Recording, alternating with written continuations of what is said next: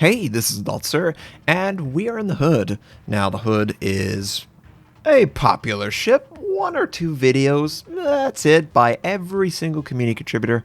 If that, let's be honest, the Hood is extremely popular. Tirpitz level, Bismarck level, Yamato, it's an extremely popular ship. And for good reason. It's got good history, and it is British. We don't have a lot of British battleships in the game, only one, Warspite. Hopefully more. Everyone wants it. We know it's coming, Wargaming. Give it to us. So there was a micro patch, 0.6.4.1. It changed some Hood stats and one Kaga stat. And the Kaga, it basically changed the distance between the forward 3 torpedoes and the back 3 torpedoes. I could not discern the difference while playing it. It's probably a very minor change. It's still a very effective aircraft carrier. I think that anyone who really enjoys the Japanese aircraft carriers will probably get it. They can level a commander with it, all that stuff. So let's get to the Hood, who we're watching right now, try and shoot a North Carolina who is showing a ton of his side. Hopefully he doesn't change his angle too much. What changed with the Hood? Well, the rudder shift time is slightly improved. It goes from 11.2 to 10.7 with the rudder shift module, of course. Turn radius is the same. That might frustrate some people, but she is a big ship, very long, and full of seamen. I mean, British seamen. Yeah, she's long, okay? So obviously, the turn circle is going to be extremely large. Hopefully. They also adjusted defensive fire. I am not a fan of this change. They turned off defensive fire's effectiveness on the long range, medium range. They improved it by like 20 times on the short range for the rockets, basically. So defensive fire is quite literally defensive fire just for you.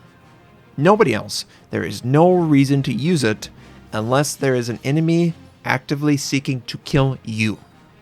It's completely disabled for long range and medium range.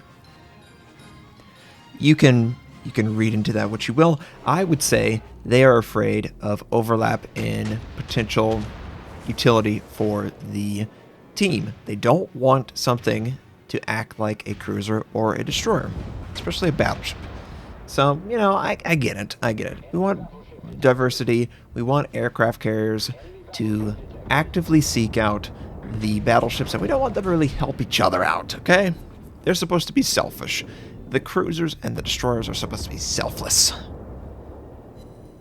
They also adjusted, not the turret traverse, unfortunately, but they changed the way the AP ammo works. Now it will explode after traveling 0.015 milliseconds, right? Inside the ship versus 0.033 milliseconds. Now you might say, whoa, that's twice as fast. It's gonna...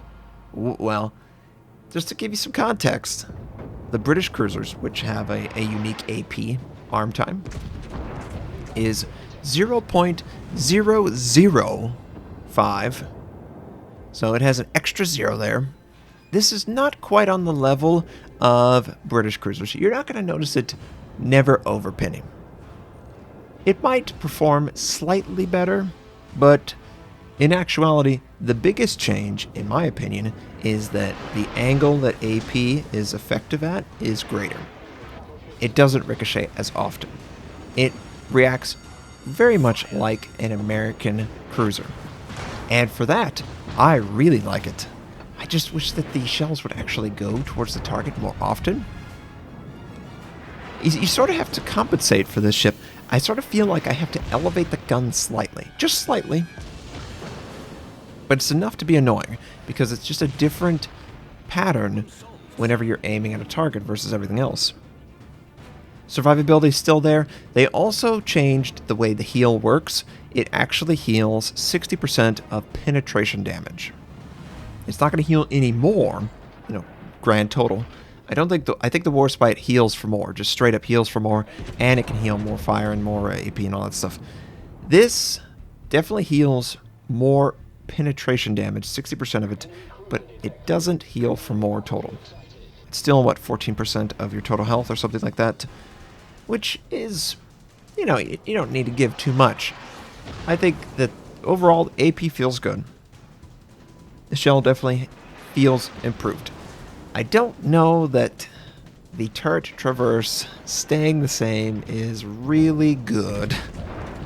And I would have really liked it if they would have sped it up just slightly. Just a second or two, please. Because with that faster rudder, you might play with it more often. If you're playing with your rudder more often, your turret is traversing. And when your turret traverses, you're doing 0 damage, which is already an issue with this ship. It's just not as scary as others. Granted, it is a tier 7. We should not compare this to a tier 8, a tier 9, and definitely not a tier 10. But whenever I fire at a target, I always feel like, man, what if I had the Scharnhorst? What if I had the Nagato? What if I had the Gneisenau? Maybe the Gneisenau is a bad example, because it only has 6 guns. But that's what it feels like. It really does feel like, man, if I just had a little bit more luck, I might actually hit something. I don't know. I need more time with the ship. I know you've had so much time. It's coming out soon. It's important that we discuss it, we cover it. Why? Because it's going to be a part of the Hunt for Bismarck. What Wargaming is going to be doing is, I'm just guessing, I don't know this. What Wargaming, I think, is going to be doing is going to be releasing the hood for purchase only.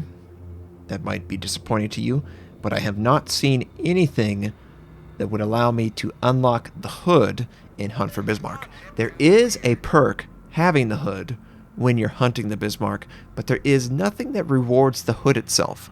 You get 2 camos, and we showed off the camos on my Hunt for Bismarck video. It's on the video description. Just click it down below. People weren't happy. They felt like it was too red, white, and blue. It was just too goofy. It wasn't the Atlantic gray that it had. I do like the work. It felt more like it was like yellow versus red, the Clash of the Titans, because the Germans are very different color scheme. They're yellow, iron, a light iron color. They've got what is it, black. That sort of German color. So I think Wargaming wanted to go for a completely different feel. I get it. But it could be disappointing to some people. So you're going to be expected to spend money on this. Well, what are you getting? You're getting a tier 7 battleship that has very tanky armor, quite honestly. I will say it feels very tanky. I wouldn't recommend overextending into the entire enemy team, but you can tank a lot of damage. A surprising amount of damage, in fact. And the guns, at least finally, when they actually hit the target, they do good damage. They won't ricochet quite as much. So what I'm trying to envision is, it's sort of a close range, slow turret traverse, is what I'm thinking, to compensate for the lack of accuracy. Now, I don't know if that's ultimately how I would play it. It would definitely make you more consistent if you get a little bit closer and fire on the target. But that's what it kind of feels like. It feels very odd.